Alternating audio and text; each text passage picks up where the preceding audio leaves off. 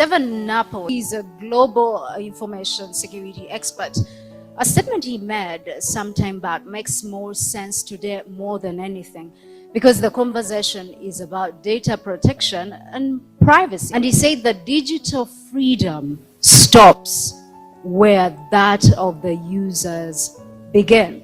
And he continued on to say that nowadays digital evolution should never or must no longer be placed to a customer in a trade-off between privacy and security. Why? Because privacy is a valuable asset that should be protected. So we should say a big thank you to the unwanted witness upon holding, of course, a data protection and privacy dialogue, because this is evidence enough that on the scale of their priorities, it is actually at the top. And also a reminder that many social and government activities across our different countries usually collect big data for one reason or another, because they have to upgrade their online systems. But in doing so, there are a couple of questions that usually arise. Can we confidently trust our governments that this big data that they usually collect in upgrading their online information, even if it is to inform public health, can we trust that they store it and actually keep it safe, following the legal or even actually the regulatory frameworks that are all in our countries? Privacy is purely a moral obligation, and protecting human dignity and other values such as freedom of association, freedom of expression, and at times even freedom to health. The rapid advancement in technology and innovation today can threaten the privacy of individuals. Think about it. Every time you use a service, purchase a product online, visit a building, visit a health center, enroll for a school, or enter in a contractual agreement, you have to hand over some of your personal data. This collection and processing of personal data has greatly reduced the amount of control over personal information and opened up the possibility of a range of negative consequences as a result of unregulated collection and processing of personal data.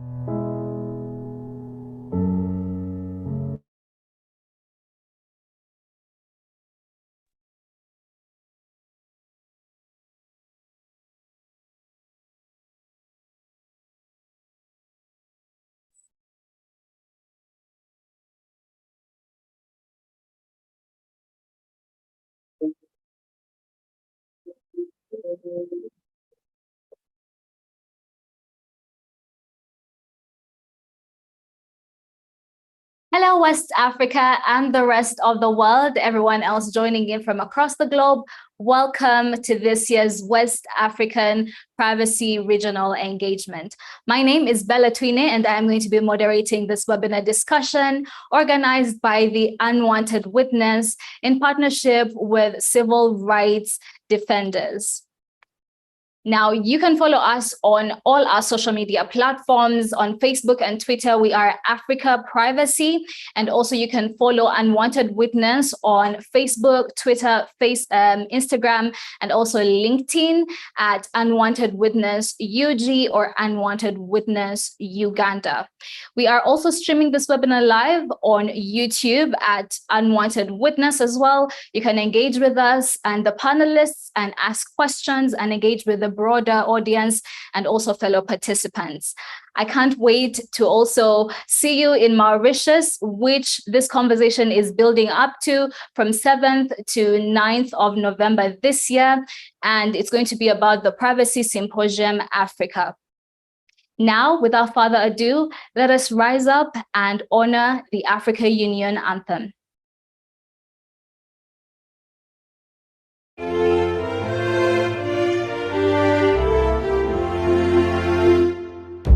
Unissons-nous et célébrons tous ensemble les victoires de notre libération.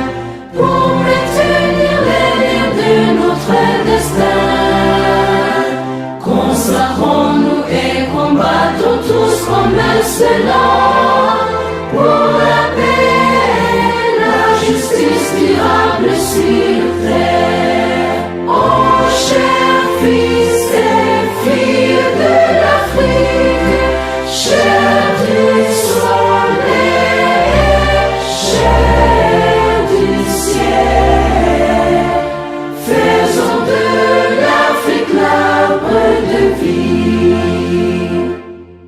Unissons-nous et travaillons dur ensemble pour donner le meilleur de nous à l'Afrique, berceau de l'humanité et source de culture, notre fierté et espérance est au lever du jour. Oh, chers fils et filles de l'Afrique, chers du soleil, chers du ciel, faisons de l'Afrique l'arbre de vie.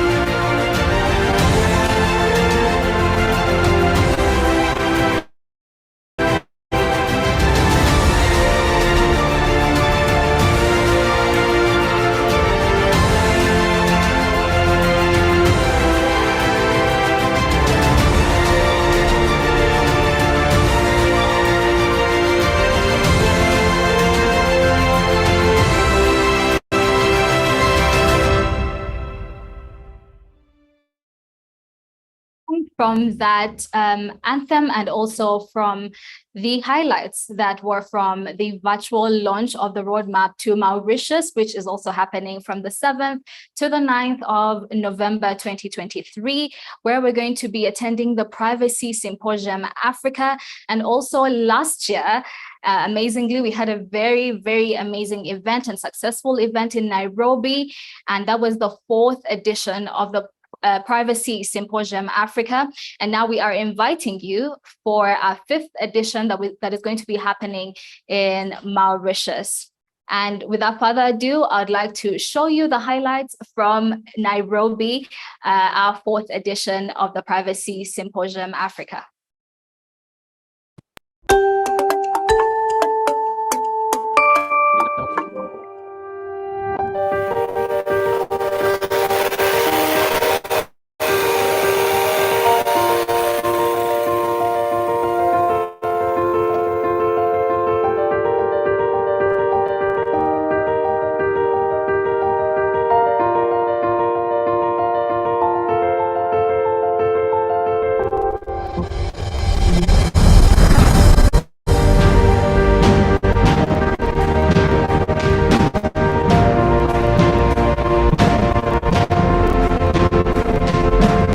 The road to Nairobi has been a very exciting journey. It began with the launch of the Privacy Symposium Africa In February, we had the first regional engagement of the Southern African countries. Then we had the East African engagement for the East African and Central African countries. This November, we are at Strathmore Business School, and it's the 4th Privacy Symposium.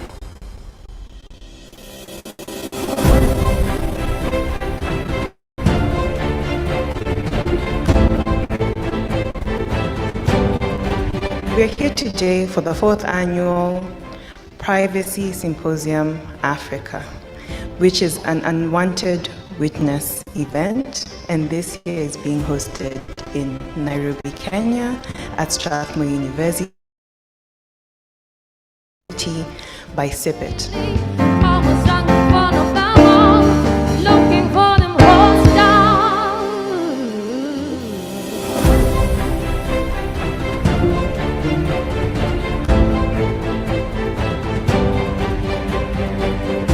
There's the issue of cross-border data flows. How do we then manage, for example, data being shared within EAC, data being shared within ECOWAS for West Africa, data being shared within SADC? Whatever is happening in this world is data-driven. Look at the companies that use data or are run by data to get an economic advantage. Almost every institution, almost every organization is run by data. When we have the laws that cater for the specific countries in the East African region, then we can speak with one voice to the East Africa Court of Justice. So this partnership kind of erases an important safeguard on people's data and just completely tramples on it, which is extremely problematic.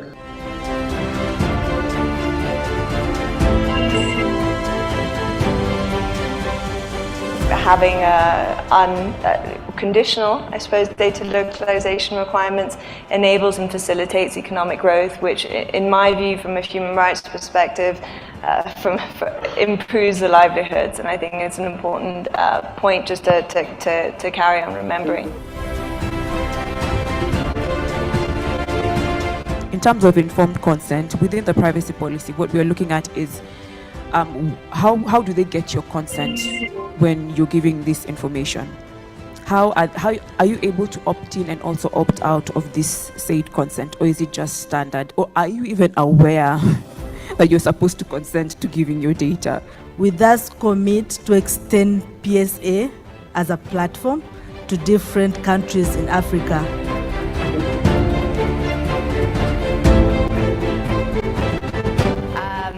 I was lucky enough to deliver a masterclass on challenging public-private surveillance partnerships this morning with a wonderful audience and a wonderful group of participants who were extremely able to identify common human rights issues in public-private partnerships. What I liked most was the expertise of the people who are on the panels. I also liked the keynotes. I think that we need more of this kind of engagements where we can sit and have conversations about our continent and what privacy looks like for us. I thank the organizers of this fourth Privacy Symposium for the invitation, and I've learned in sharing the knowledge of the digital transformation. Eye-opening on the challenges that they face when it comes to compliance, and I'm also so happy that it was an opportunity for us as CIPIT to share our experience in helping people know more about the Data Protection Act to our course and the various tools that we have developed. I would urge various personnel in various capacities from civil society, academia, the government to continue this collaborative effort to ensure that we have the Africa we want in the data and privacy ecosystem.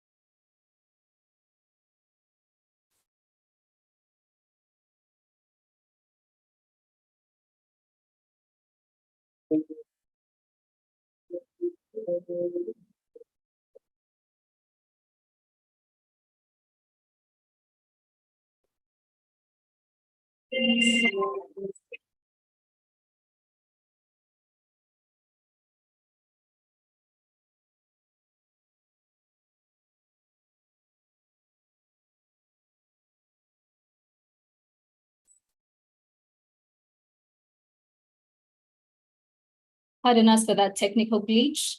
Joining me is Madame Dorothy Mukasa, who is the executive director here at the Unwanted Witness. She's going to give us an overview of what the West African Privacy Regional Engagement is all about and much, much more. Welcome, Dorothy. Thank you, Bella. Good afternoon, everybody that's joining us wherever you are, and most especially our speakers tonight.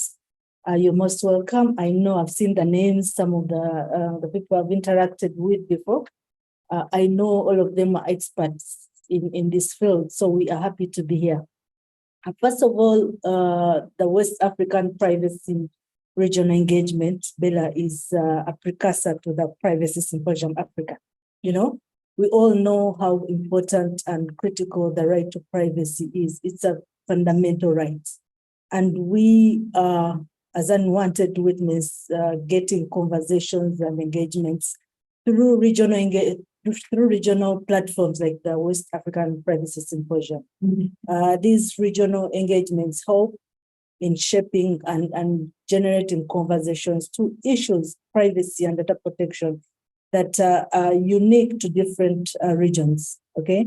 We know that data protection and the transfer of data is borderless, but then we generate legal frameworks right from national, then we go regional and international. So before we have the broader conversations at the Privacy Symposium Africa every year, we as Unwanted Witness organize such engagements to bring out key issues that are specific to certain regions, okay, of Africa, and then broaden the conversation at the end of the year to the Privacy Symposium, where entire Africa gets together, joined by the entire world, to discuss data protection and privacy as we get into the digital spaces and continue to use technology. For West Africa, like you already know, we are talking about corporate accountability. It is important today as we get onto the internet, as we use technology to be respected. Our rights to be respected, even by companies that provide these technologies, the ones that develop the technologies, to ensure that people's rights are respected as they do business. So the conversation today for the West Africa is corporate accountability. And I'm sure we have eminent speakers to take us through this conversation today. Thank you. So just to also push towards the future of whatever the panelists are also going to be talking about, what could you say is the role of civil society organizations, one like Unwanted Witness, in making sure that they advocate for privacy rights, especially in West Africa? The civil society plays a key role in ensuring that the right to privacy is upheld, okay? Civil society checks powers, like we're talking about corporate accountability, the powers of companies, but also the powers of government. You know, they put this power in check to ensure that the laws that are set to protect people's rights are complied to. You know, this can be done in so many ways. It can be through research, like Unwanted Witness has done research before and continues to do research to ensure that there is compliance. For instance, the privacy scorecard is one of such research that checks the compliance of different data collectors towards the data protection laws of their specific countries, but also assessing them against the international standards. So conversations like today's conversation is a clear example of shaping the way people enjoy the right to privacy. Conversations like the Privacy Symposium Africa, you know, but also direct engagements with government and companies. You know, you can use the researches that we develop to engage companies, engage government entities, you know, but also engage CSOs. You know, research helps in ensuring that there is evidence-based advocacy that can be used by anybody that is advancing for privacy, but also shape policy. You know, use that research to ensure that the policies that are developed in different countries and at different levels really comply with the developments in technology, but also ensure that there's utmost protection of people's right to privacy. So lastly, what are the main objectives for this privacy symposium that is going to happen in Mauritius? And also, just to highlight before, when you're talking about research and how other companies can use this research to inform their privacy policies, you also did research on Safe Border, which is also now launching in West Africa. So just talk about those objectives, but also more about your research. Before I go to, let me just throw some light on the Safe Border research. It's one of the research that we did way back in 2019, looking at how data is collected by Safe Border. Okay, we know Safe Border is providing it's a motorized kind of transport, very simple, very cheap. Accessible anywhere. It drops you even at your doorstep.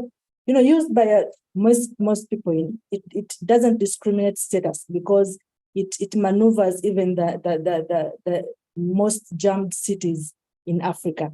So this research looked at how they collect their data, who they share it with, and how they for how long they store it, but also their policies against their practice.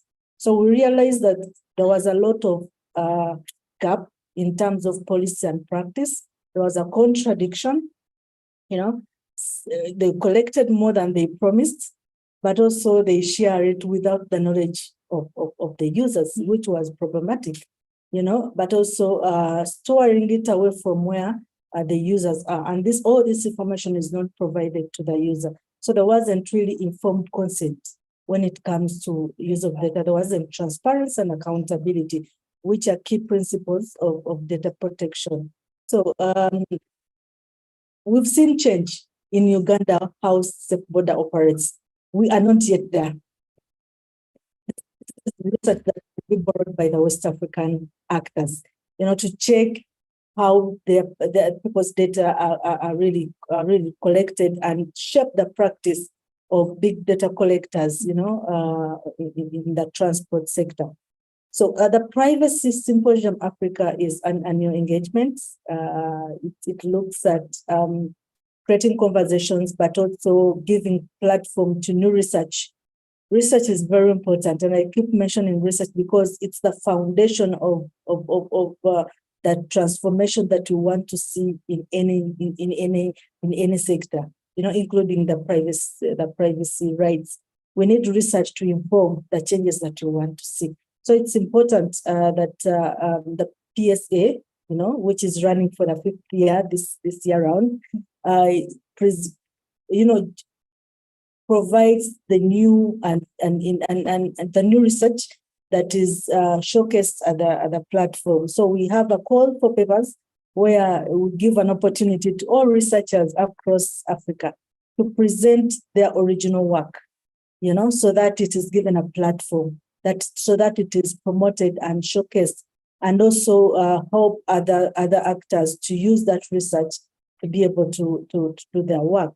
But also the other objective is to create dialogue between actors on the side of civil society, researchers, lawyers, and the regulators. Increasingly, Africa is adopting data protection laws, but also is having data protection regulators, instituted in different African countries. So it's important for us to speak to the people that regulate. Sometimes, in many times, civil societies speak to themselves.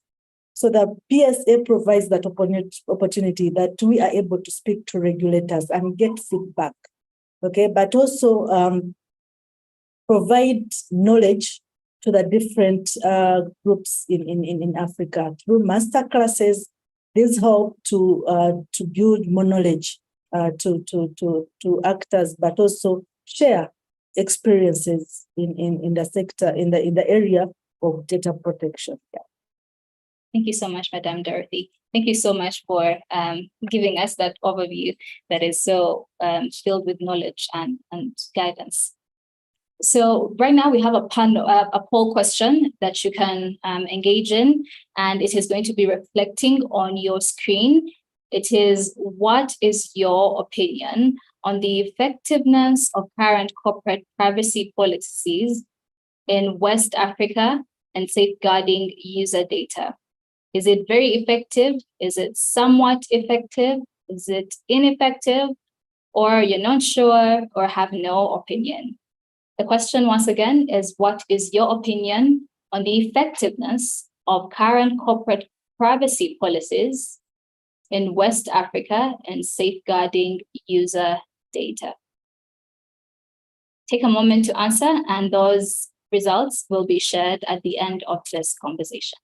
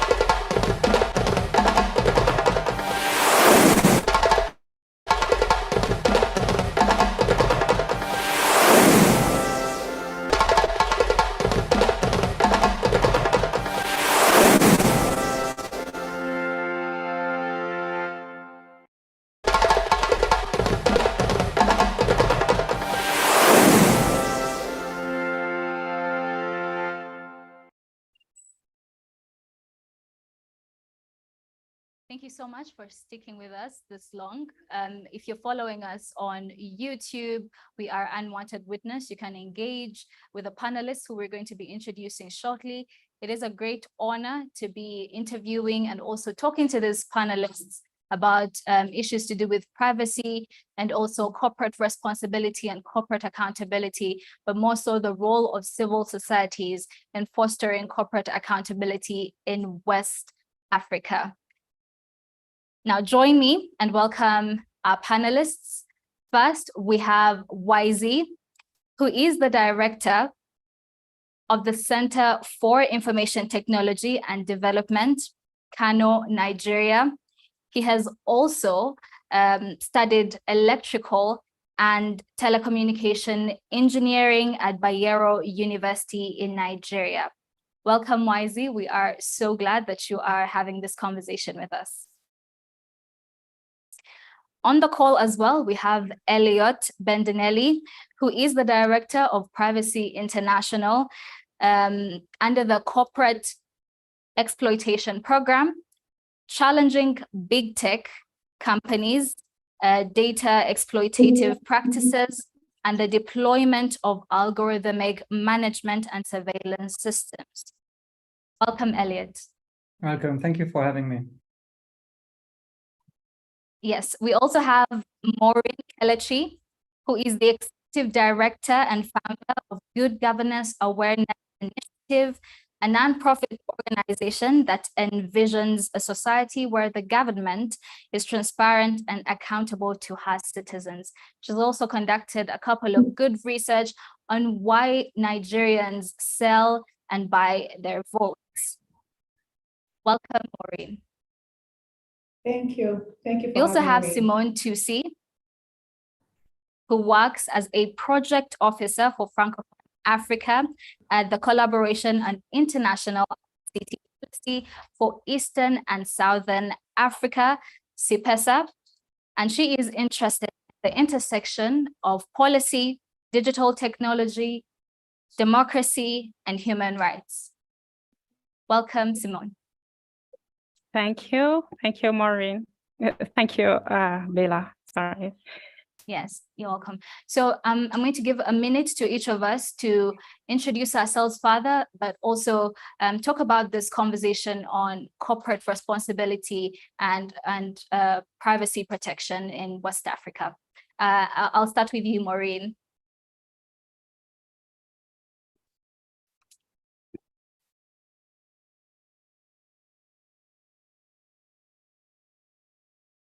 Okay, my name is once again Maureen Kelechi Onkwe, and I'm a Nigerian, and I'm from Abia State.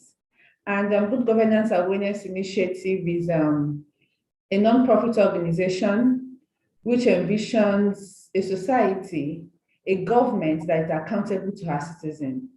So it is a pleasure that I'm here today to really portray the facts that corporate responsibility is lacking in my dear country. So I think as we progress, I will talk more on that.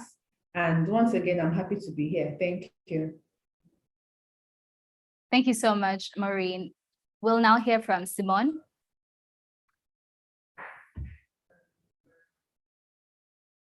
Thank you once more, Bella, and thank you to Unwanted Witness for organizing this and for giving me the floor. If I may give a broad picture on the, yes, first of all, I'm Simone Tusi as well, as you just said, and I work with CIPESA, that's the Collaboration on International ICT Policy for East and Southern Africa.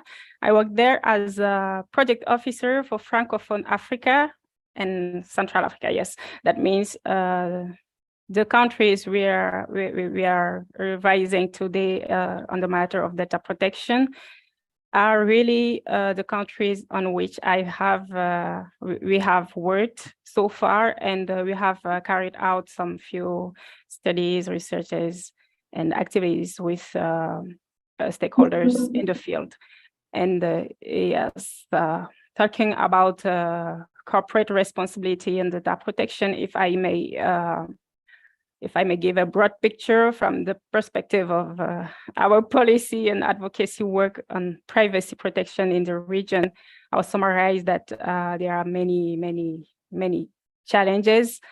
Some of them are the lack of privacy and data protection legislations. Updated, because most of these countries have DPL, but most of the DPLs are not up to date.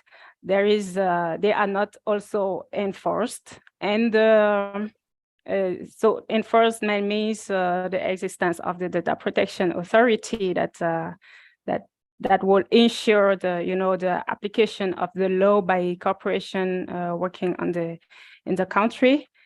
And there is also that lack of knowledge on privacy and data protection as a human right by people.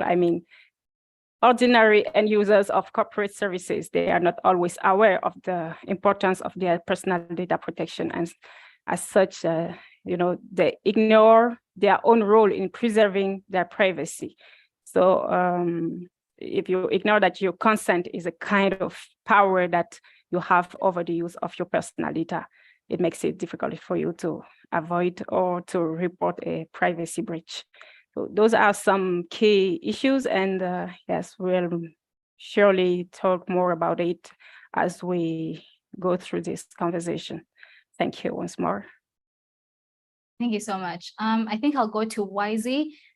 What challenges do you think corporations are facing in regards to holding data protection, privacy protection, but also obliging to their corporate responsibility?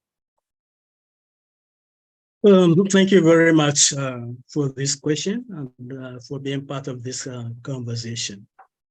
I think that the companies or corporations face quite a number of challenges in terms of various responsibility to protect the data of these clients and customers.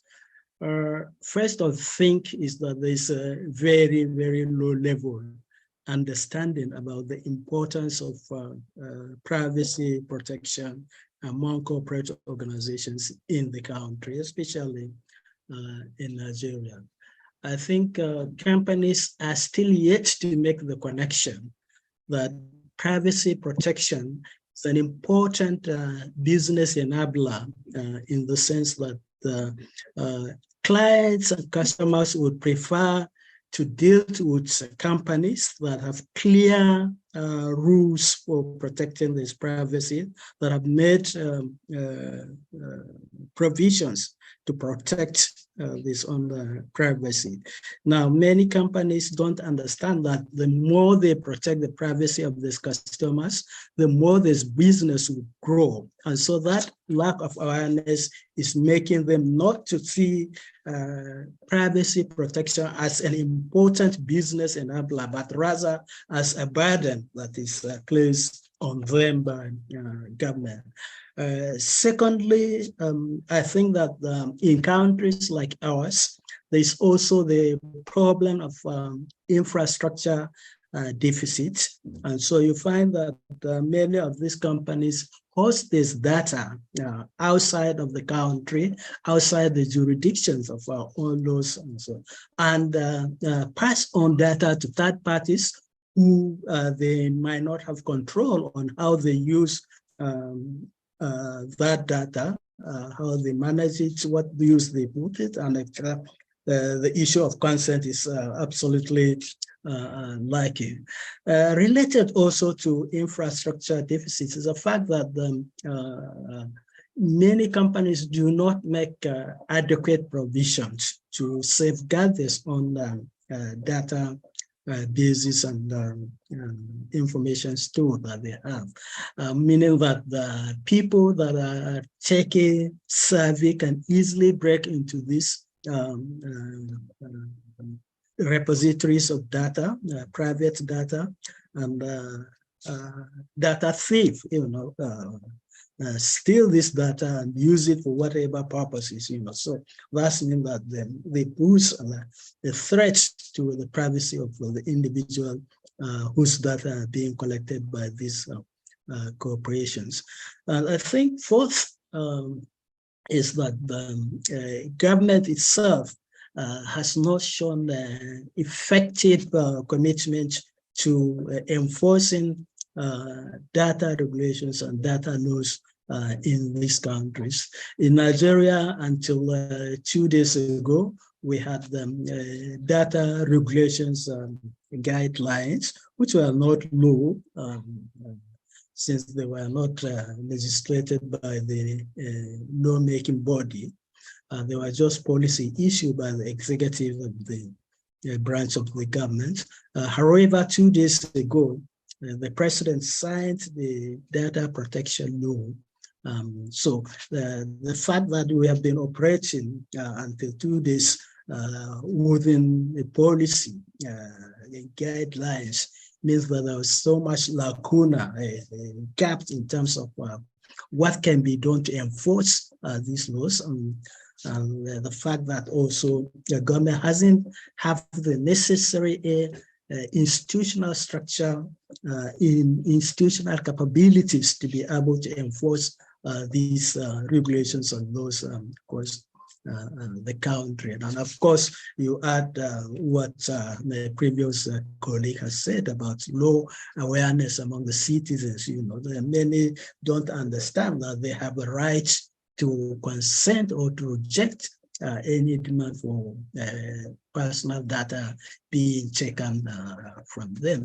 I think that in a way they are all the blind data philanthropists, people who just simply give out this own data without understanding why they are doing so. So these are some of the challenges that I see in countries like Nigeria, but I think in most countries in the West African region. Thank you very much. Thank you so much, Wisey. I think, Elliot, you could also highlight what challenges you think corporations in West Africa are facing in this regard. Thank you, Bella.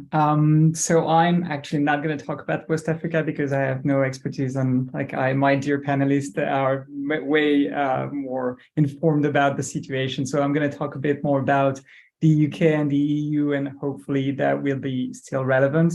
I also think that was an interesting question to look at the challenges from the corporate side, as we usually approach things more from a user or from a human rights perspective, but I've tried to take this different approach, and I've found two, I would say, main challenges for cooperation. The first one is competition. I believe it's fairly challenging for cooperation offering privacy-friendly services to compete with the bigger companies that might not necessarily respect and offer services that are privacy-friendly. This is true for big tech companies because of, on the one hand, the dominant position that they have in a number of markets, and on the other hand, the fact that with their financial power, they are able to offer free services or services at a very low cost, in part because their businesses is built on the exploitation of data. So they can afford to offer something for free because they're going to monetize the data that is being used. This makes it very hard for companies offering a privacy-friendly services that is not going to enjoy the financial advantage and exploitation of this data to compete with these services. So that is kind of one challenge I've identified. And the second one, in the context of the EU and the UK, is the lack of incentive and punishment, or if you will, carrot and stick. We're lucky in the EU to have a decent data protection framework, the General Data Protection Regulation, or GDPR, that has entered into force 5 years ago. However, we have seen enforcement being lacking. It's been quite uneven depending on the country, the type of services, but generally speaking, the regulators are lacking teeth. So this creates an environment with limited incentive for companies to adopt strong privacy protection practices. And I'm happy to talk a bit more about that. We've tried to create incentive for companies to show them the advantages of offering privacy-friendly services and maintaining corporate responsibility, but it has been challenging. And I think this is because of this environment that is not necessarily creating incentives for corporation to hold this behavior. Thank you so much, Elliot. And still in your jurisdiction, as someone who's been touching big tech and exploitative data practices, how do you think civil society organizations can best collaborate with privacy advocates like yourself to ensure accountability and promote privacy protection, especially in West Africa? Sure. So I want to say first that it's been really challenging, actually, even with the strong data protection framework I've mentioned. It is challenging to hold these companies accountable to create change and to see change in this field. I'm going to give a few examples of actions we have taken with other organizations that have been fairly effective. Usually it kind of relies on this data protection framework, but not always. So I'll start with the example of the complaint that we have made against a number of ad tech companies, data brokers, and credit rating agencies. That was a few years ago. That has led to some change. And it's taken a long time for regulators to act upon these complaints. But those were kind of a starting point of, once we have a regulation, we can make a complaint, and this is where it takes us. Now, when we've worked with other, it's been much more efficient. So a good example out here is Clearview AI, which is a company that collects billions of photos online of people to offer a facial recognition service that is available for a small fee. So we thought that was an unlawful practice, and we built a complaint to a regulator. But rather than going alone like we had done with the ad tech companies, we decided to work with other organizations in other countries that had a similar data protection framework to bring these complaints to more regulators. And that's achieved two things. On the one end, it brought a lot of attention to the issue, because there was not only one organization in one country, but rather multiple organizations in multiple countries talking about the same companies and unlawful behavior. And the second thing is that it forced regulators to work together and to think about how they would tackle this issue, given that they're all under the same regulation, the GDPR. So that was quite an interesting example of working with others and being able to achieve some change. And the result was that Clearview got fined for a high amount and banned in some countries. And so finally, last point is the last example is our Privacy is Not a Luxury campaign that we led a few years ago, where the idea was basically to look at Android devices that are sold with vulnerabilities embedded. So either because they're running an old version of Android that's never going to be updated, or because there is some sort of malware or vulnerabilities that is included in the device. We thought that was an issue, and we wanted to take that to Google so that they could improve the situation. And we launched both a public campaign with a petition, hoping that we would get the support of users, but we also decided to write a letter directly to Google and get it signed by organizations who were interested by this issue. And we got more than 50 signatures.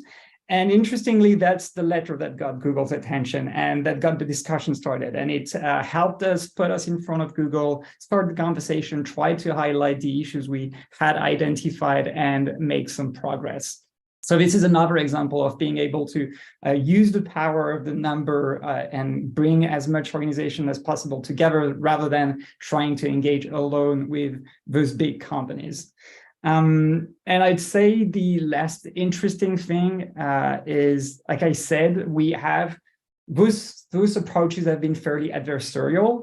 We have tried to be a bit more complacent and try to, like I said before, create incentive and an environment for companies. So that was in the specific context of ad tech companies and advertisers. Where we wanted to push them to basically reconsider buying into the surveillance advertising ecosystem. And we did that fairly alone, but with a few friendly organizations supporting us. And it has been quite difficult, because when you don't have the stick of the regulation that you can use, companies and corporations have way less incentive to change. So yeah, that would be my kind of suggestions and examples. Thank you. You've mentioned quite a bit into the next question around ad tech and also using surveillance models, monitor people's behavior and algorithmic behavior. But still in the same line, could you give more strategies or approaches that would be more impactful in addressing the challenges that these behaviors could pose, like surveillance and ad tech? Sure. Like I said, I think in the EU, our best tool, even though it is not perfect, has been the data protection framework and the ability to put pressure on these companies through complaints. But that comes hand in hand with research, either desk research or technical research. When it comes to ad tech, we've done a fair bit of technical research. For example, we looked into the data that was shared when you're visiting certain websites. We did a study on website dealing with mental health information in particular, trying to see where that data and the data provided by the users was shared with third parties, and try to expose those bad practices. We've also done that with certain apps, looking at what was the default behavior when you open the app, what kind of data is being shared and with whom. So usually you have to rely on this sort of material to be able to bring a complaint. So that's kind of one thing. In terms of other strategic approaches, like I said at the beginning, I think competition is an interesting one. At PI, the way we've approached this is try to prevent big companies that already have a lot of power from acquiring more companies. So we worked, for example, on trying to prevent Google from buying Fitbit, the health smart device producers. We've worked on Meta trying to buy Giphy, which was forbidden by the court in the end, so a good decision. And more recently on Amazon trying to buy iRobot, the vacuum cleaner. So it's all examples of big companies that are trying to acquire other companies to get the data these companies have, but also the expertise, the technology, and it's a way for these companies to get more market share. So trying to foster this environment where you have same competition and where the big actors are not free to do whatever they want. And finally, an interesting one is the consumer and user behavior. This can be limited and it depends on the issue you're looking at exactly. But for topics like ad tech, there is a level of actions that consumers can take and do. So we've put out guides, for example, on how to limit the amount of tracking that goes on when you're browsing the internet, either on your phone or on your laptop. And so the idea here is twofold, is that you're protecting the users, you're trying to prevent the data from being collected from them, but it's also sending a signal, because if you're blocking ads in your browser, if you're preventing all of this data collection, you're making it less interesting for the advertisers. It's weakening the business model of collecting data for surveillance purposes, for advertising purposes. So there is value in this sort of people-led initiatives. Thank you so much, Elliot. We'll be getting back to you later on. Let's cross over to Nigeria, to YZ. YZ, you have a wide range of expertise in information technology, telecommunication, and also development. How do you perceive the role of civil society in fostering corporate accountability and also privacy rights in West Africa? Thank you very much for that question. I think that the first role that civil society should play is to undertake very thorough research, understand the challenges, understand the benefits of privacy protection, not just to the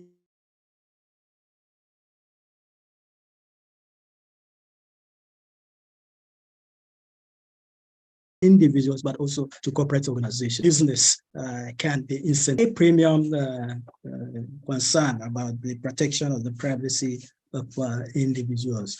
Now, once they do that, then they need to do a lot of sensitization among the corporate organizations to get them convinced about the need for them to go beyond compliance with regulations, but also to mainstream privacy protection as part of this corporate social responsibility commitment. But convincing them is not just about talking. It's not just about the rational arguments that we have, but also about what sort of social forces that the civil society organization represent. Meaning that when corporate organizations look behind us, what do we represent? Whom are we carrying? Who will be following? And whom are we able to mobilize? And that means that side by side with the sensitization of our corporate world, we also need to talk to the citizens to understand what it is that they need to protect this privacy, what role they need to play in terms of ensuring that this privacy is being protected by the corporations. And that sensitization would work in two ways. First of all, it would also add pressure on companies to respect the need for privacy. It would also provide a force of disincentive or punishment for companies that refuse to comply with privacy regulations. But also, on the other hand, it would help to add an advocacy voice to civil society when they need to talk to government, because corporate organizations can be convinced, but I think that we need to have also the right rules and the right encouragement and incentive from government and the necessary enforcement mechanisms so that these laws and regulations can be effective, can be complied with, and can be enforced. So civil society has then therefore that third central role, which is to advocate for appropriate laws and regulations and compliance with that, and then adequate institutional capabilities for the enforcement of these laws. I think that civil society also has the role in terms of capacity building around issues of privacy protection, both for ordinary citizens whose privacy is being abused at the moment, is being derogated, but also for the companies, corporate organizations who are necessarily extracting data without the consent of people, without telling them what they would use this data, without telling them how long this data would stay, without telling them with whom they would be sharing this data. So that's sort of capacity building for them to understand that privacy protection is a fundamental human right of the clients that they work with, but also is an important economic enabler for this on the businesses. So I think for me, these are the four central key roles that civil society organizations would play in terms of promoting a healthier environment for the protection of privacy in our countries. Thank you. Thank you, YZ. Just to follow up on that conversation, there is a lot of increased multinational influence and corporations going across the globe, but also in West Africa as well.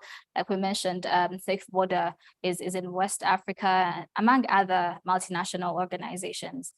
I mean, they're using influencers on Facebook, Twitter, and all these other platforms.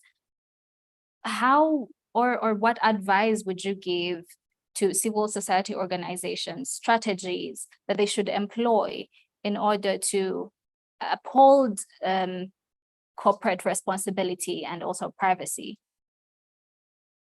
Well, I think that is a multidimensional task to do.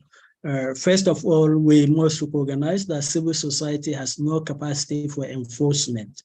And so what it can do is to advocate and to monitor and to insist that the relevant laws are being complied with. And that means that we must get our governments to be accountable to us as citizens of these countries, and whose rights are being violated by these international organizations. We must also talk to citizens who simply give out this on data without them knowing what they are doing, without them knowing that they are trading part of this privacy and they are enriching other organizations. But we must also talk to these corporations directly to let them know that we would not accept this sort of practice in which they simply exploit people simply by providing them with cheaper services and entice them into depositing this on data unconsciously because the people are either poor or because people are looking for affordable services and so forth. I think that we need to create a framework that would our government will hold these companies, even when they are not within this on jurisdictions, to be accountable to our laws and to be accountable to our own citizens. And I think that what is needed is first of all, a clear understanding and staying above the developments by civil society organizations so that we know what we are talking about. We know the challenges and we know the solutions that we are posing, and therefore meaning that we must also be constantly updating ourselves technologically, getting every development that we scrutinize to see what implications it has on our own privacy and the privacy of individuals. We must also engage those companies and corporations in terms of what practices do they represent, what do they do right and what do they do wrong, and engage them from the basis of empirical understanding of what they do, and that would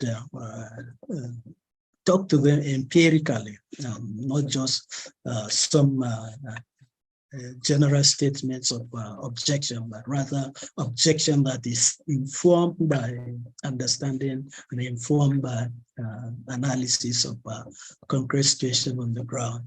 Thank you.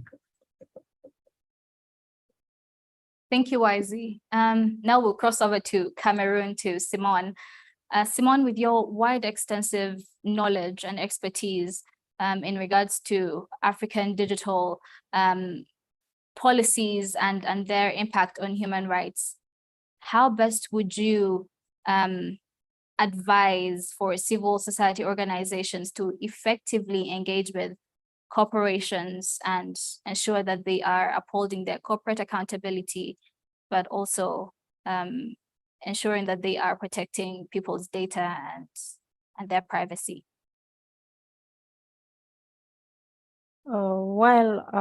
Bella, as I mentioned earlier, some countries still lack, dedicated personal data protection laws, and others have laws that are either outdated or not enforced. This leaves us with very few countries that have a law with a functional implementation strategy, functional data protection authority. And when we look at the West Africa as at the countries that we are talking about right today, perhaps only 6 out of 16 of them do have a data protection authority. So this ratio is still very disturbing. And it is even more so when we see the trends of countries to increase surveillance that has been said before, practices aided by digital technologies, and the rush of the governments to online content regulation under the excuse of disinformation. Some of our studies at CIPESA, for example, this is not publicity. It is just, I'm just bringing this as an illustration. Yes, so some of our studies back in 2021 and 2022 showed the development of surveillance practices and attacks on privacy by the governments, justified by laws on the fight against cybercrime, terrorism, fake news, and the preservation of national security by intelligence services. Therefore, you can see that from a political perspective, the absence of a data protection framework somehow helps the governments to underpin their autocratic interests. Now, if we see from another perspective, that will be maybe a capitalist or economic perspective, a good data protection framework could literally harm the interest of corporations. If we take an example on digital platforms, so you know that sometimes they will rather pay the price of a sanction than avoid it by respecting people's privacy beforehand. So the civil society comes here as a conciliator or a mediator to ensure that data protection goes beyond that war, I will call it that way, the war of interest between stakeholders, government, corporations, and that civil society has that role as a matter of preserving human rights and democracy. Well, how can civil society play that very role of a mediator or conciliator? We know that the work is already being done with the governments to influence policy making and law making. The same work needs to be done the work that is being done with the governments to influence their policy making needs to be done with corporations.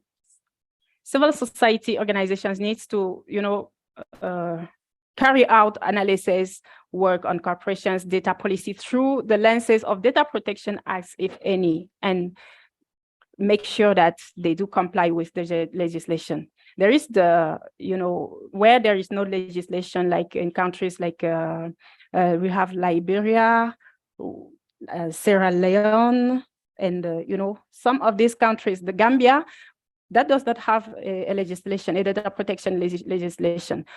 They are bound by the ECOWAS, the additional act relating to data protection in the ECOWAS space. So it is a binding act for member states of the ECOWAS, on which data protection monitoring from civil society can already build and ensure that corporations in the countries, operating in the countries, are respecting people's privacy right. Apart from that monitoring work, I think there is a need to build strong relationships with corporations. The monitoring work is like, they work outside, civil society works outside of the corporation. They look at their policy, they look at their practices, and they do work on it to influence it, making sure that there can be a change, a positive change. Now, there is a work that needs to be done from inside the corporation, and they can only do that by building strong relationships with these corporations in order to influence their data policies from inside. Now, it is not easy, but, when you ask a question to Meta, for example, about privacy on their platforms like Facebook, Instagram, or, all these platforms, they will refer you to their privacy policies that are written and pasted on the website. But we all know that technology is evolving every day. We have specific context from one country to another. There are so many privacy issues day after day, and their privacy policy as published on their platforms are just not enough. They cannot update it day after day. They are not doing it, actually. So the strong relationship will also aim to ensure transparency from them, from the inside, and make sure that their data practices are really, are actually well as published on their website. That what they are doing inside, the practice is as published as the policy says, the data policy that is published actually says. Besides, that is not all. There is also a work, as I said before, end users do not always know about their right to privacy. They don't always know the value of their data. And the civil society needs to sensitize the end users and ensure they are aware of the value and the importance of the data that they are sharing with corporations or that are being collected. They don't always share, they don't always give their consent, but they need to know that their consent is important. And the civil society does need to keep on pushing a robust advocacy also from that side, sensitizing, raising awareness. I think Yunus have said much about that. And advocacy not only for that adoption and enforcement of data protection policies, data protection laws that is being done, but also to make sure that there are clear regulations for data as it is collected, used, stored by various types of businesses with too many specificities, because from one business, one corporation to another, there are many different data practices. And our data protection laws need to take all those differences into account. So that's it. I don't know if I answered your question. Yes, you did. There's a question in the Q&A section. It's directed to YZ.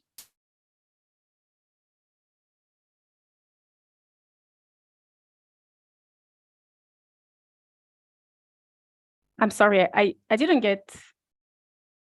There's a question in the Q&A section. YZ, if you could come Can on you- for a few. There's a question for you. Probably you could answer it, and then we could move on.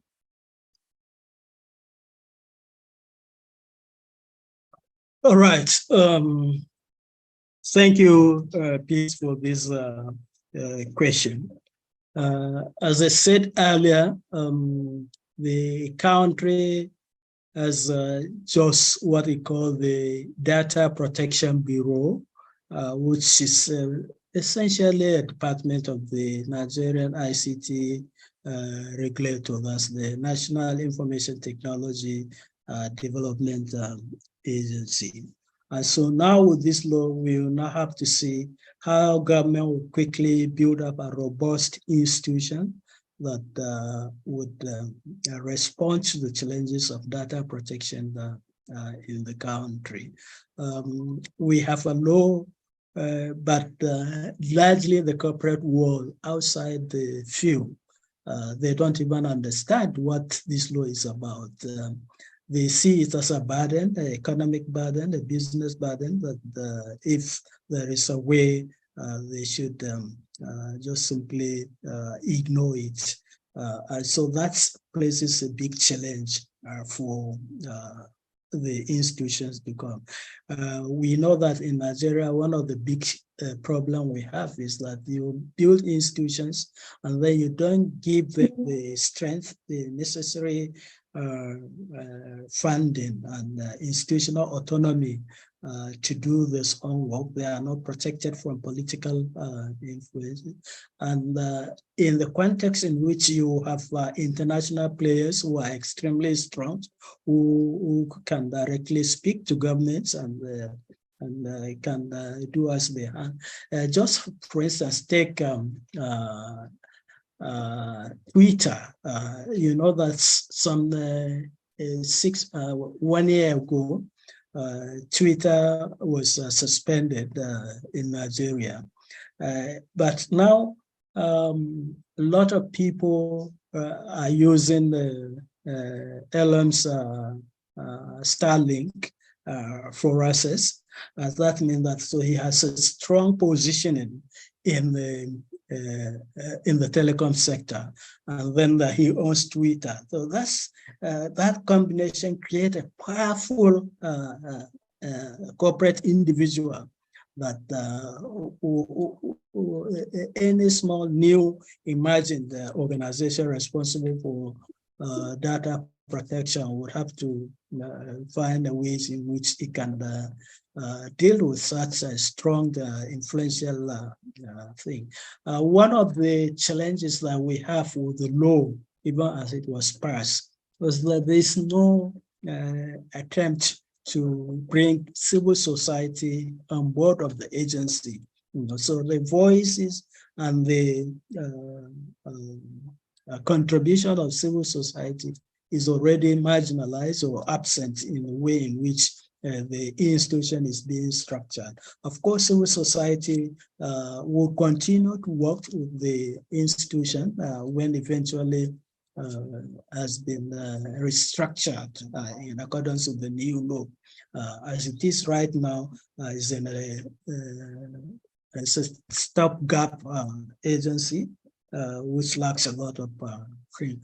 It has been training what it calls data agents who have responsibility for ensuring that other companies are complying with this data protection responsibilities, but it's so far it doesn't have that capacity to monitor across the country and take the necessary action to ensure compliance, especially with respect to international organizations. So I see that moving forward, that there are a lot of challenges which civil society needs to pay attention to and engage with in order to make sure that the law, even with its own shortcomings, are actually being complied with and are being enforced.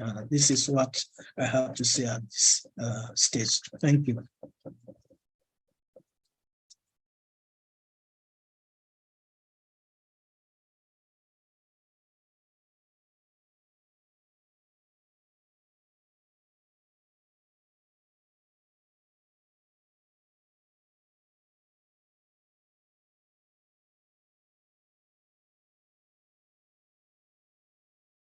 Sure that there is fostering of, am I audible?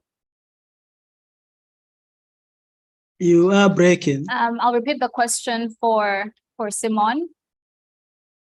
Okay. Simon, what I wasn't hearing. strategies do you think are impactful, or those policies that could encourage policy change in West Africa, but also engage corporations to ensure and foster corporate responsibility?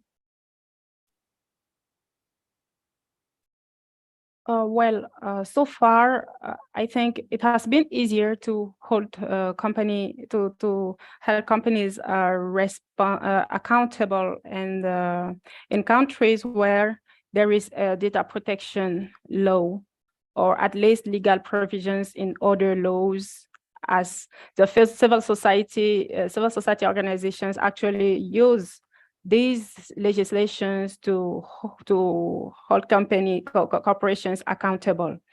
And from that perspective, strategic litigation comes out as an effective strategy, but it can only work when there is a regulation. So once again, I will go back. I started with strategic litigation, but I will go back to advocacy for a regulation and an updated and comprehensive, a very comprehensive legislation. So there is advocacy, strong advocacy that is needed and awaited, and still awaited from the civil society. It is being done, but it needs to be, to be more strong, more aggressive, more persistent. From another point is, raising awareness, convening stakeholders, and governments that could actually facilitate that regulation making. Governments are representatives, so policymakers and others, to make sure that they are informed about the risks in privacy that businesses bring into the human rights landscape. We at CIPESA again, we did something like that in some countries, like in Senegal. We intervened in the process of reviewing the 2008 law on data protection. So now the new draft law is pending for adoption. Another point will be actually making sure that when these laws are done, as I said earlier, that corporate accountability is really and clearly included. It can even be done like a separate regulation that comes out from the law, like it is done in some countries. That it is well included in the data protection policy framework, and making sure that there's actually a real follow-up, a real implementation, and a follow-up on the matter. The last but not the least point will be then to call on the privacy, to denounce regularly all those privacy breaches that are encountered every day in the countries by end users, by people.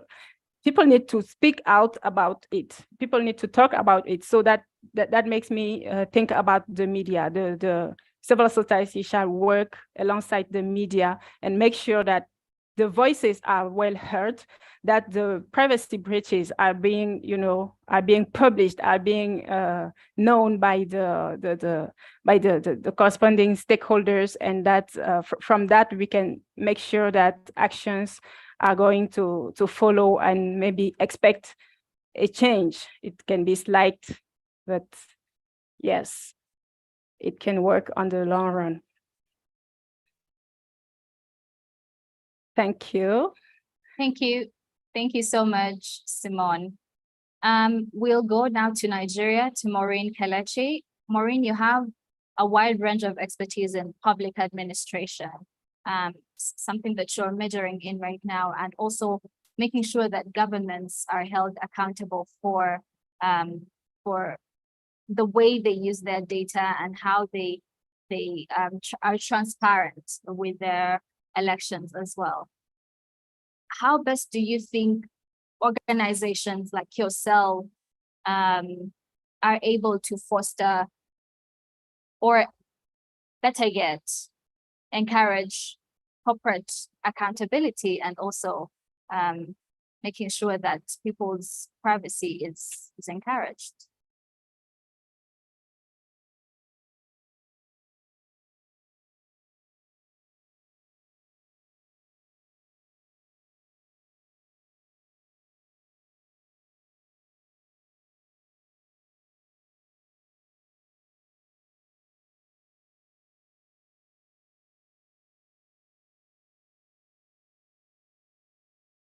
I think you are muted, Maureen. Maureen, we can't hear you. Sorry, can you hear me now? Yeah, I can hear you. Okay, sorry about that. Okay, once again, I said that I want to start by talking to us about corporate responsibility. Okay, corporate social responsibility was an initiative from the Western world. And we all know very well that in the Western world, this really helped them to grow exponentially. And you find out that in the Western world, there is so much growth. And what really made it to happen was they identified that the multinational organizations, okay, have to give back to the society. So this was the main reason where this was initiated. Now, the same thing in our country, Nigeria today, and also in the Western world, we find out that it's not really working for us because of so many things that surrounds it, okay? And that alone also brought about the addition of the privacy protection, because the privacy protection, as we all know, is a new corporate responsibility. And most organizations don't even really know what this is all about, okay? Most organizations, it's just a new thing to them. They don't really know the rights of the people they are working, that are working for them. And most times you find out that they take undue advantage of the data that they have within their disposal. So now, in this situation, corporate privacy protection is a very great policy, but most organizations just copy and paste because they don't even understand what it is. They don't understand that this can as well help their own organization to grow. Because when you have that policy strong enough and being practiced, you will have more growth. People will trust you more. For example, in Nigeria, you find out that sometimes you put in, you log in something in your phone, and a lot of things start popping out after then. I can give you an example of myself. There's some places I will go to and I want to buy something, and they will tell me, can I have your phone number? Can I have your detail? Can I have your email? Can I have all those things? And I say no, because I know what comes after. So that your privacy is not guaranteed. So we need to understand that as an organization and as a CSO, as a civil society organization, only what we can do is advocate for the rights of our citizens. Also, as well, the people working or or the end users of these companies.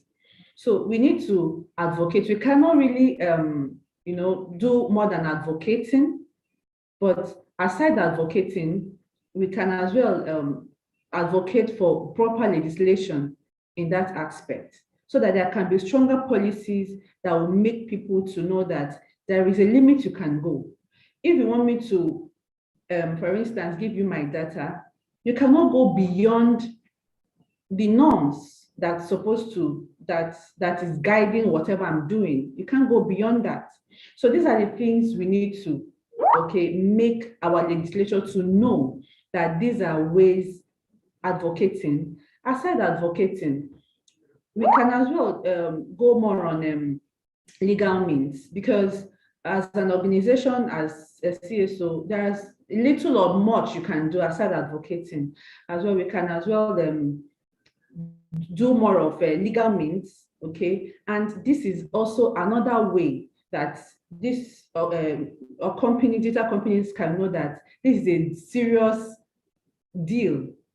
So that being said, your second question, how can we really drive this? We can drive this with continually talking about it. We can't stop talking about it. We can't stop telling these bodies, these companies, on the need for them to go within the reach they should, and not really going ahead of that. This also happens even in a lot of telecommunication sectors as well.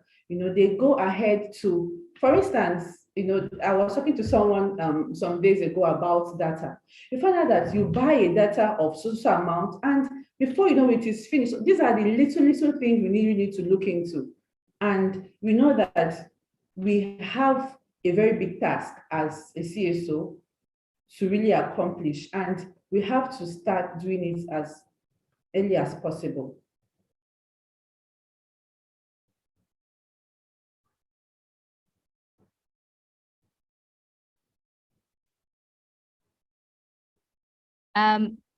Maureen, can you hear me? Yes. Yes. As one of the organizations, the very few organizations that was tasked to overlook the 2023 Nigerian elections and voter behavior, what are those opportunities or challenges that you experienced that you could share with us while you were trying to protect the privacy of different voters? Okay, thank you. Honestly, this question is a very emotional, it gets me emotional sometimes, because when it comes to electionary process in my country, I have been so involved in it. Since the inception of organization, we've been observing various elections, and there is something that is common in these elections, and what is that? Vote buying. Vote buying was imminent. That every time there were going to be an election, people they are ready to sell their votes. They didn't really believe in the elections that is going to count. So they find it difficult. Some of them they just go to their farms.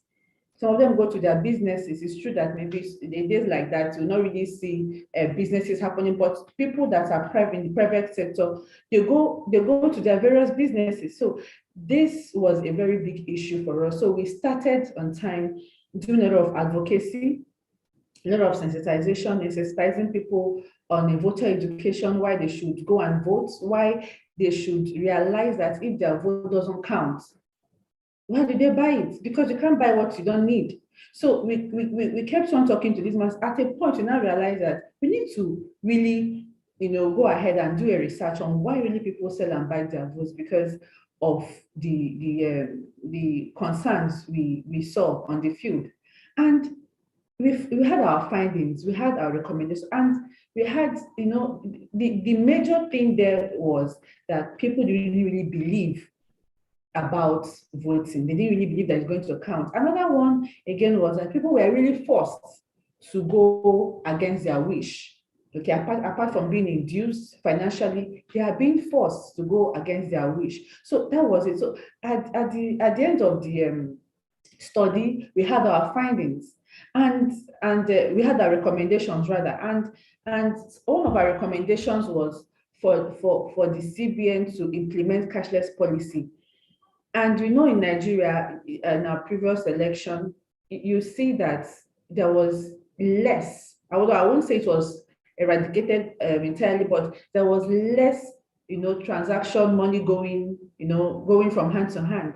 So this was a very big breakthrough for us, because after our research, we conducted some press conference, we wrote to the bodies, we met them, we spoke, and we realized that this was one of the things that needs to be done for there to be a little less vote buying. And the CBN was able to implement that, and that was a plus in our research. So going forward, on the day of the elections, okay, you find out that aside the money going hand in hand that period, there was no voter secrecy. There was no voter protection.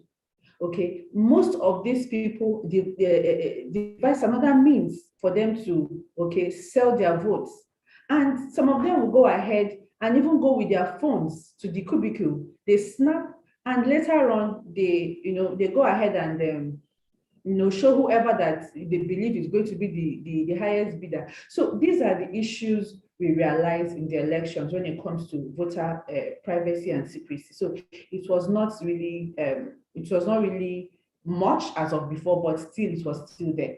So, and we are still talking on that. We are still advocating for this when it comes to secrecy on privacy of voters to really be done in the right way. And not only talks, but let it start happening. People that are being seen culpable of this act should be persecuted. Okay, and even the people, the buyers of this vote themselves as well, that makes the election not to have the privacy that it should have, okay, and the secrecy it's supposed to have, to be as well persecuted. So these are the ways we have really contributed in that aspect, and still we are still on it. And because this is not going to be the end of elections in Nigeria, and we still have a lot to do in that regard. Thank you. Thank you so much, Maureen. More reason for us to meet in Mauritius and see those recommendations, and also share that research that you got from buying and selling of votes during the Nigerian 2023 elections. Uganda itself is going to be having its elections in 2026, and I think it will be very, very vital for us to pick a leaf or two from that conversation. The Privacy Symposium Africa is going to be happening between the 7th to the 9th of November 2023 in Mauritius, Port Louis, and we can't wait to see you there. Please come. You can register to attend. You can also register to host a panel, and you can also register to have a meetup with different organizations, civil society organizations, and also individuals. There's also a travel guide. You can visit www.privacysymposiumafrica.com and see all those details. There's also letters for people who want to attend. You can also get them from the website, and we can't wait to see you there. Please also have this conversation and extend this engagement on Facebook, Twitter at Africa Privacy.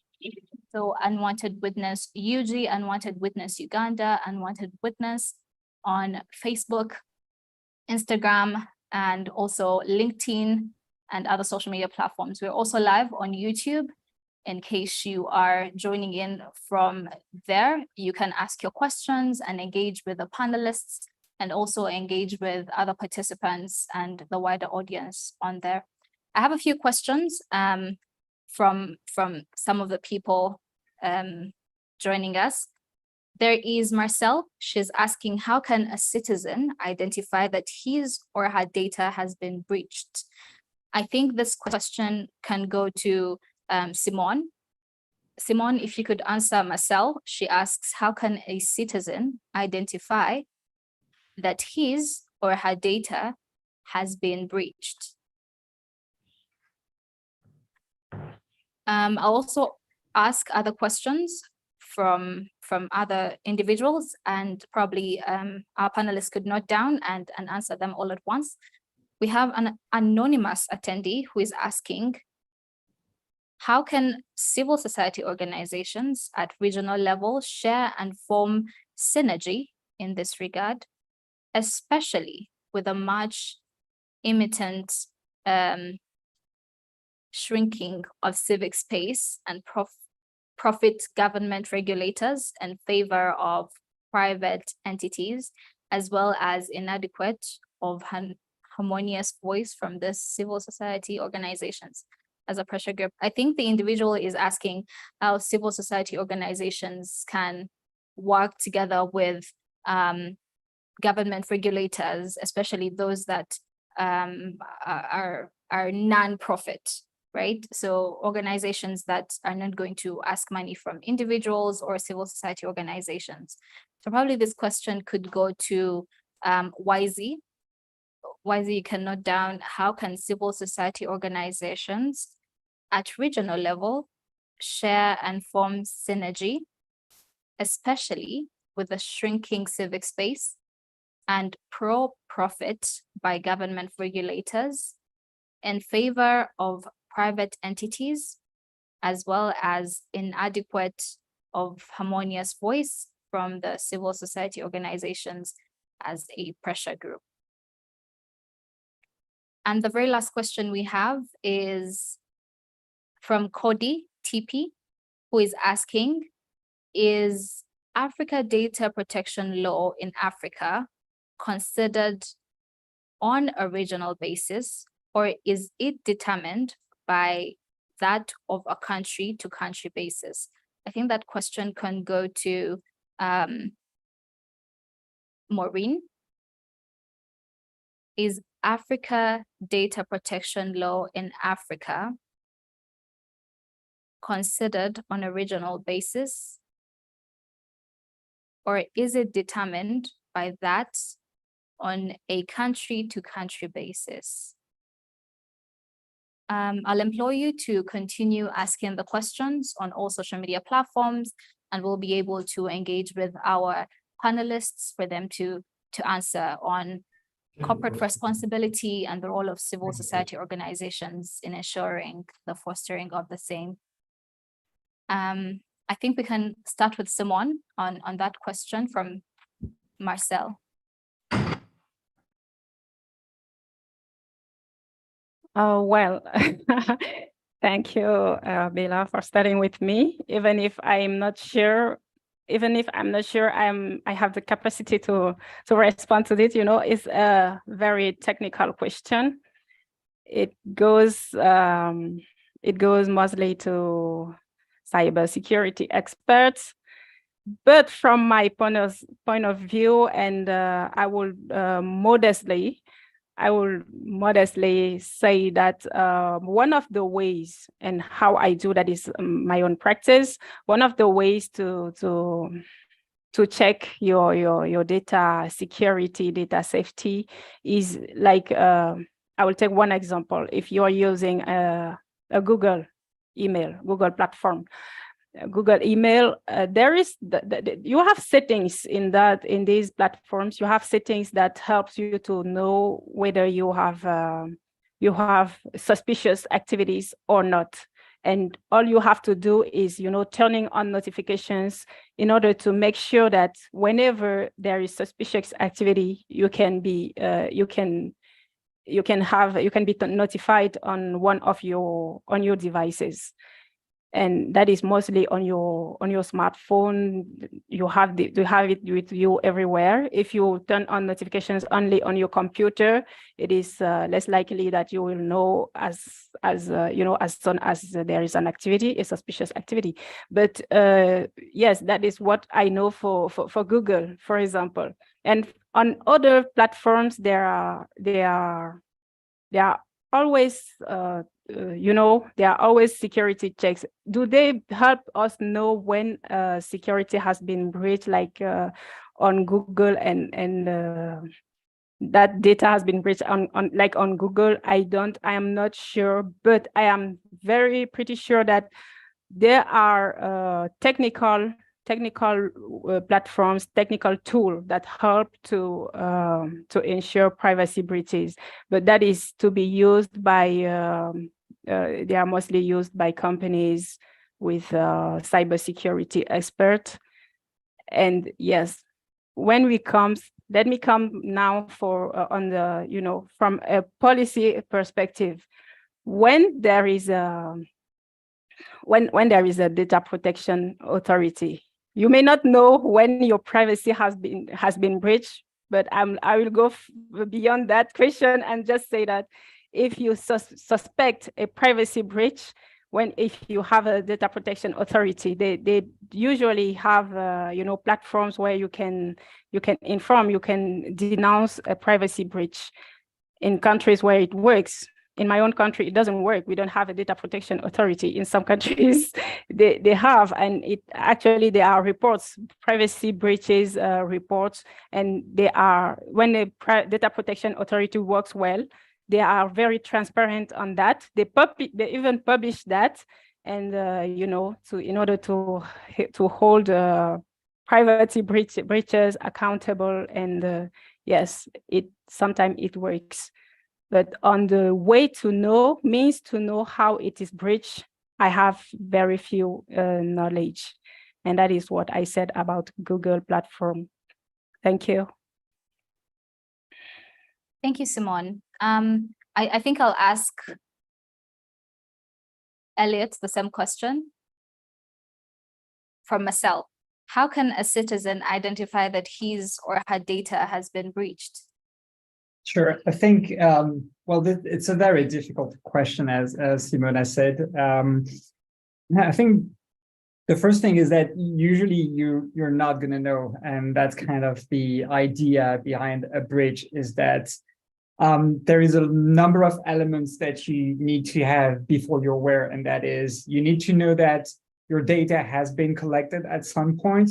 You need to know it was kept, stored, and processed somewhere, and then you need to know that it was breached. So there is a succession of information you need to have.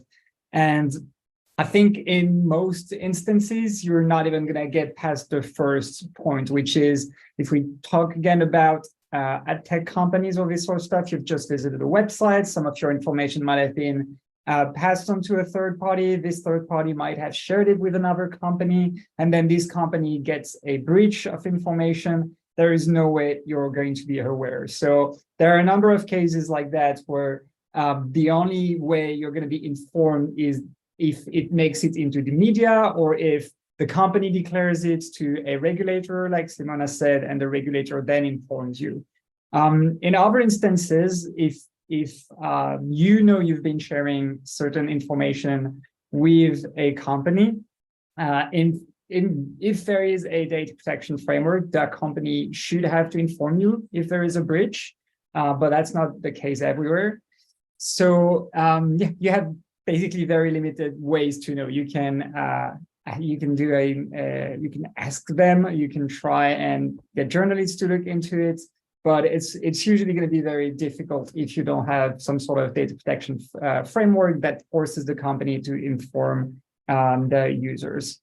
So to take this from the other side and fit into a little bit what has been said before, the best you can do as a user, and I don't think the responsibility, the onus should not be on the users to care for their data, but the only thing you can do is to kind of try and prevent the sharing of your data in the first place, so that it's less likely to be affected. And this is something that actually applies as well to companies, organizations, and governments. We've been preaching the minimization of data. So collect as little data as possible to ensure that if there is a breach, there is less likely to be important and sensitive data in that breach. Thank you, Elliot. Now we'll go to YZ.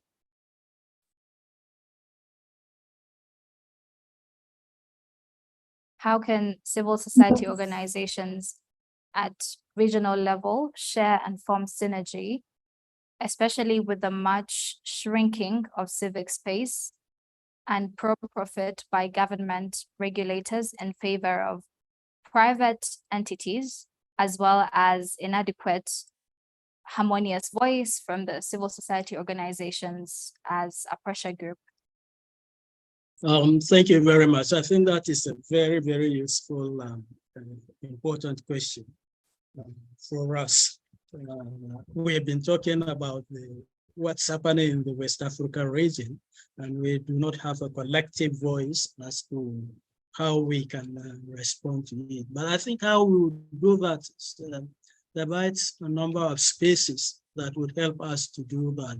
For instance, the West African Internet Governance Forum is one platform that we could use to bring civil society organizations from different parts of the regions to discuss collectively on our perception of privacy protection and what we see in different countries, and move towards harmonizing experiences, regulations, and policy, and so forth.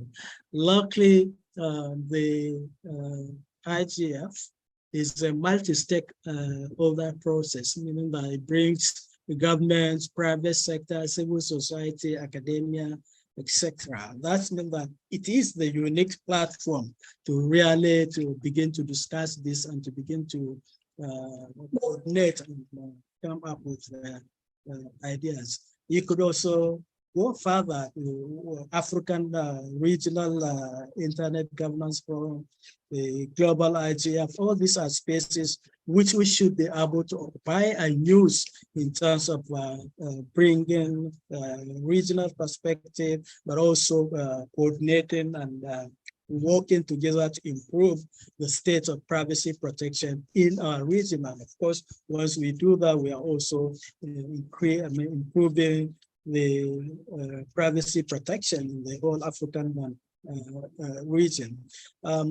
One question, however, when you bring different stakeholders, we say there should be collaboration. You know, but collaboration is actually not an innocent act. It is a power-mediated act, in which case that when people come together, power dynamics play and determines which positions get accepted, which position is thrown out, what gets agreed upon, and what is being implemented. So when you have an equal power distribution among the stakeholders, just as when you bring civil society, you bring private sector, you bring government, clearly civil society is weaker in terms of its own power status compared to government and things. So while we recognize these spaces as places that we can contest and occupy and use to promote our own perspective and push positions that would favor the protection of privacy, we must be aware that it's not an easy thing. You know, cooperation is about who really detects the tunes, you know, given the power balance that each one bring. So I think that what is important for us when we engage these spaces is that we must also begin to think about how do we build the power of civil society so that it is strong vis-a-vis it's relating to government, the private sector, and so forth. And building our power doesn't necessarily mean the instrumental power, but it means that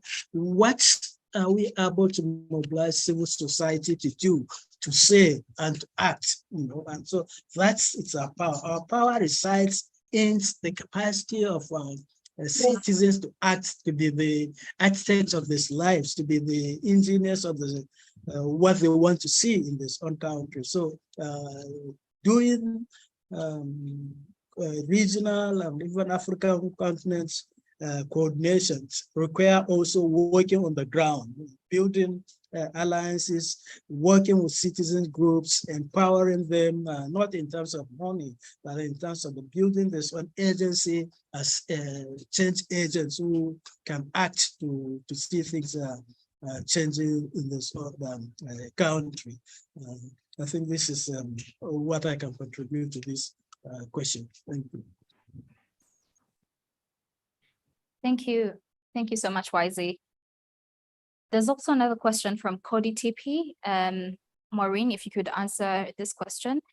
Is Africa data protection law in Africa considered on a regional basis, or is it determined by that on a country-to-country basis? Okay, I think the answer to that is definitely country-to-country basis. Because digital laws, it varies. What is happening in Uganda, for instance, is not what is happening in Nigeria. What is happening in Nigeria is not what is happening in Ghana.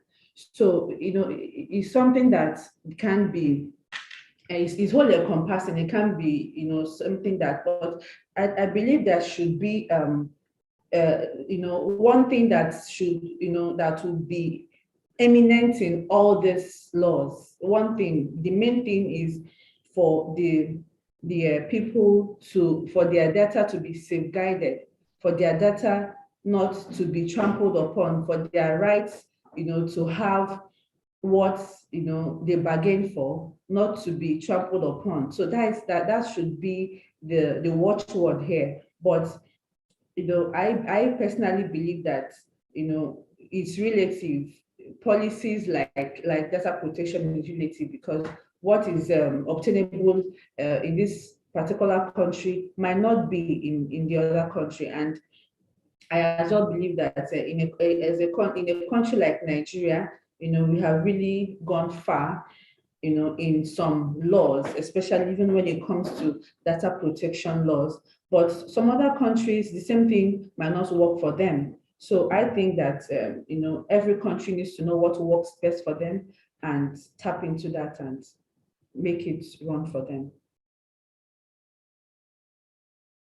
Okay, thank you so much, Maureen. There's another question from Denaya Dennis. He is asking, I have been involved in the development of South Sudan Data Protection Bill, which is yet to be enacted into law. What regional collaborations and opportunities are available to support us push this important bill to Parliament? And go to all of us, especially Elliot, who has worked with different organizations. But congratulations, Denaya Dennis, for this. But I'll repeat his question for all of us. He's asking, collaborations and opportunities are available to support us push this important bill to the Parliament of Sudan. I'll start with you, Elliot. What opportunities and collaborations do you are or would be effective willing this bill to be pushed to the Parliament? Again, I'm going to give an answer that is very specific to the EU and the UK. So I don't know if it applies, but and this is not my area of expertise, but from what I've seen in the privacy field in the EU and the UK is that we have been more successful when working together. So whenever there is opportunities for advocacy, whether it is a call for a submission or there are discussions where civil society organizations are invited to participate, the ability to come together with a number of other organizations where we've had the discussions before and we've agreed on the standard we are looking for is what has allowed us to basically make the most progress. So it's just this idea that you have the discussions beforehand. So rather than coming as a fragmented civil society where everybody's trying to pull their weight and try and get the law to go in a specific direction, you've agreed on a set of things where everybody is on the same line and you're trying to advocate for this. But that's my very limited experience with this sort of thing. So I'll leave the floor to my colleagues. Can I come in? Yeah, can I come?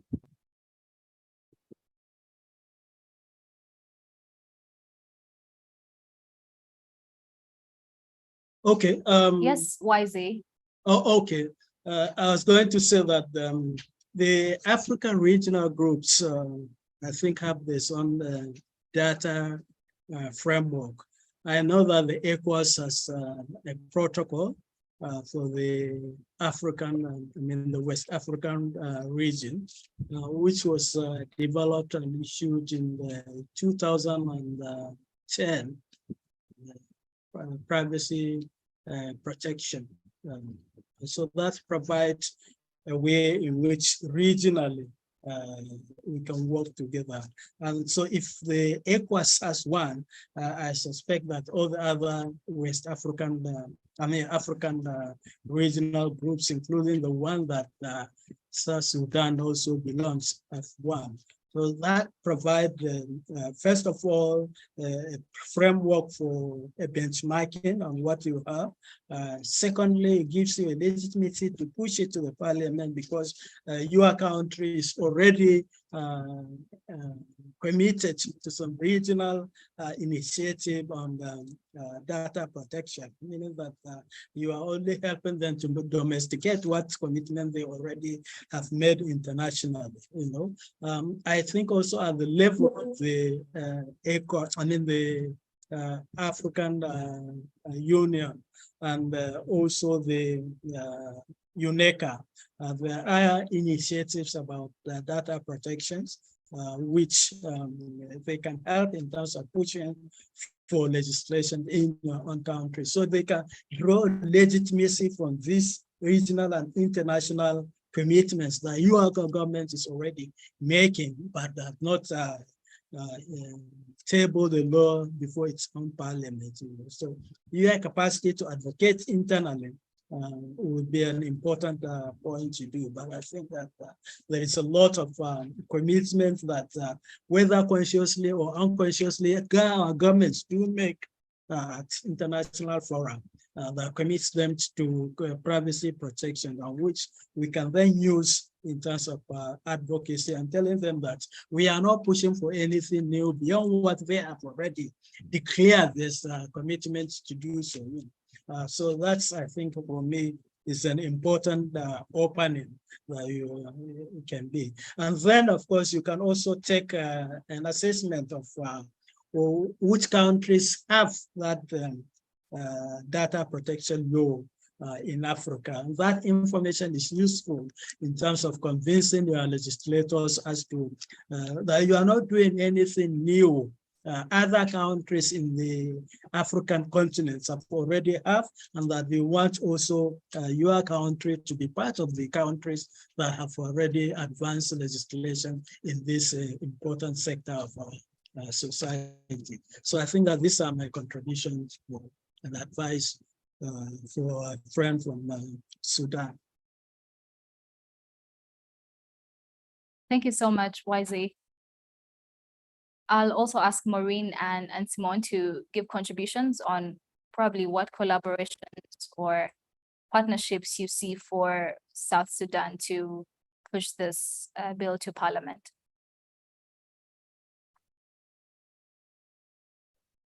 If I may say something about it, I think YZ have said very much about what I had to say. It will be just to remind that at that level, that is it's already very good, and all what they need is bringing those very parliamentarians on board and engage them into the into the advocacy process. It's something that is done when when you want to reach the next level and you see that the next level it's being complicated. You have to tell them why. You have to tell them why they need to understand what you're trying to push through their level. So they need to bring them on board, do convenings, engage them in I may say in advocacy meetings in order to explain what the bill entails, what it's all about, why it is important, and how and even suggest how they can convince the government to adopt it. So the important one of the important steps to take there is bringing parliamentarians on board. I'm saying this because I spoke earlier about Senegal, as we have intervened in the process of revising the 2008 law. And the process there is sometimes it is good to build on to benchmark with the good practices, and where it is working, where it is it looks to be working. There is still waiting there, but it's kind of going on, advancing, and I can cite it as an example of something that is moving on. That was right before the situation in Senegal right now. I don't know if things may change on that side, on that aspect, but it is something that is going on. When there is a political will, they should push to have a political will to advance things in the favor of data privacy. Once they have that political will, many things will happen. Many things will happen from on their own. And having a political will means bringing them on board, bringing parliamentarians on board, telling them about the importance of it, and and scaling up, taking the government on board, and so on. That is what they can do. They can add to other collaborations with civil society. Elliot said the fragmented civil society. They need to come together to bridge that fragmentation, to come together as a civil society, to bring other stakeholders on board and move forward together. Thank you. Thank you, Simone. Maureen will go next. Okay, I think, all our panelists really, almost spoke my mind, but what I want to really add here is there is need for lobbying. Lobbying mustn't be financial lobbying, but there should be a one-on-one engagement, because I believe that what is obtainable here in the parliament, which is we call the legislature, is also obtainable elsewhere. So you find out that when you want such bills to be passed, you have committees that are saddled with the responsibility of that particular thing, which oversees it. So if they can engage one-on-one, with these members, with these parliamentarians that are saddled with this responsibility of that data protection, it will really help go a long way. But before they even get to that point, I will suggest that they should first of all do more of advocacy, synergize with more organizations, and do more of advocacy. When I talk about advocacy, it shouldn't be only when you talk in your rooms and you talk through maybe social media, but let there be media, social media, what do you call it, print media is also something they should also, because most of these people, aside social media, they also have more interest they believe more in print media, so they should leverage on that, and they try as they can to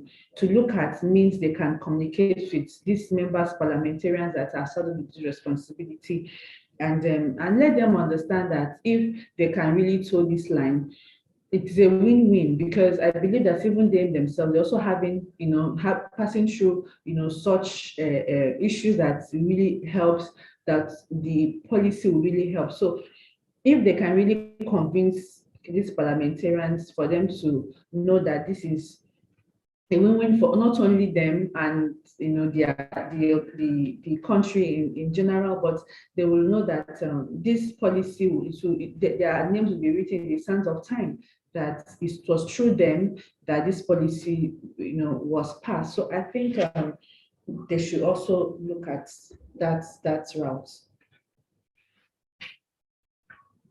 Thank you, Maureen. We'll now focus on the Privacy Symposium Africa. Please do attend. It's going to be in Mauritius, Port Louis, from 7th to 9th. As we think about that, I'll allow our speakers to also give their parting shots, and also call for everyone on this conversation, on this webinar attending, to be in Mauritius with us and also get to see hands-on research from different individuals on privacy, and also see how people are presenting their research and get to meet these individuals one-on-one. I'll start with Maureen, of course, and then go backwards. Okay. Once again, thank you so much for having me on behalf of Good Governance Awareness Initiative. We commend the organization for what people are doing. And honestly, I must tell you, this is my first time speaking in this subject, and I really enjoyed it and I learned a lot. And I believe our viewers too are also proud of what people are doing. And I must say, let every country, let us synergize, let us fight together, and I believe that this data protection will definitely work for all of us. Thank you once again for having me. Thank you. Thank you, Maureen, for being here as well. We really appreciate you. Next, we'll have Simone to have her parting shots. Well, really, thank you so much, Bella, and thank you for this once more for giving us opportunity to discuss about it. It's still a very interesting issue, and we need to, continue conversation on it, as still many countries, many governments do not understand the importance of privacy and data protection. While technology is evolving, now we have artificial intelligence that is coming with even more concerning issues. So thank you so much. And we need to really come together as a civil society, as I said before, as a civil society first in the countries where we need that those regulations and action from governments. We need to come together. We need to bring everyone on board and make sure that we move forward together. So thank you. The show must go on. Thank you so much, Simone, for being here and honoring our invite. We wish you the very best in Cameroon. Next, we'll have Elliot to give us his parting shots as well. Thank you, Bella. And once again, thank you for having me here. It was really a pleasure to attend this discussion. I feel like I've learned a lot actually from my co-panelists, so I hope it was the same from the audience. And I just hope to see this conversation continue and action to start taking form. Thank you. Thank you, Elliot, for being here with us as well. And finally, we'll have YZ. Thank you very much. I think this has been a very exciting and useful conversation, and I think hope that we will see more of it. I think that we are still in the infancy state of raising awareness. If I can grow from my country, where companies simply go to some telecommunications company, collect your emails, collect your phone, and begin to send you all sorts of adverts and so forth. That's a privacy breach, and these are things that unconsciously we never contest. We just simply put up with the inconvenience that such things do to us. Now, they are actually the small thing that we tolerate, but they build up into really constituting a big threat to our privacy. So I wish you very well. I hope that we'll continue these conversations and we see a robust movement that would be committed to the protection of privacy in the African region. Thank you very much for having me. Thank you, YZ. Thank you to all the panelists who have attended this discussion, and thank you for honoring our invite. These are very well-learned and very engaging individuals who are experts in data privacy, corporate responsibility and accountability, and more so privacy protection in West Africa, but also Elliot from the UK. Thank you so much for being with us and engaging with us and giving us your knowledge and expertise. Right now, we have come to a conclusion of this event, of this webinar. Thank you so much for attending. Just a kind reminder, please register to attend Africa that is happening from the 7th to the 9th of November this year in Mauritius. If you go to our website, www.privacysymposiumafrica.com, you will be able to see all the details on there. You will be able to see the travel guide that will give you the hotel, and they'll also give you the venue options as well. And we can't wait to engage with all of you. There's going to be researchers in case you want to exhibit your research. You can also use the same website to engage. But most importantly, you can register to attend. You can register to become a panelist or host a panel. You can also register to hold discussions with different individuals, and also make sure that you register to have one-on-one meetups with different experts. But also there's a call for research papers on the website as well. So you can go there and submit to showcase during the Privacy Symposium Africa. We also have the launch of the Privacy Scorecard report, and you'll be able to engage with the different experts and researchers that were involved in that report as well. And we can't wait to just see you and have a conversation with you on privacy around Africa. Thank you so much for attending, and we can't wait to see you in Mauritius from 7th to 9th of November this year. Also, remember to follow us on our social media platforms at Africa Privacy on Facebook and Twitter, and also our other accounts are Unwanted Witness UG, Unwanted Witness Uganda, and Wanted Witness on Twitter, Facebook, Instagram, and LinkedIn. And also those who are following us on YouTube, thank you so much for being with us. But you can also subscribe. Don't forget to subscribe and continue having these engagements and conversations online with other participants that have been available today. Thank you so much for attending. We can't wait to see you in November.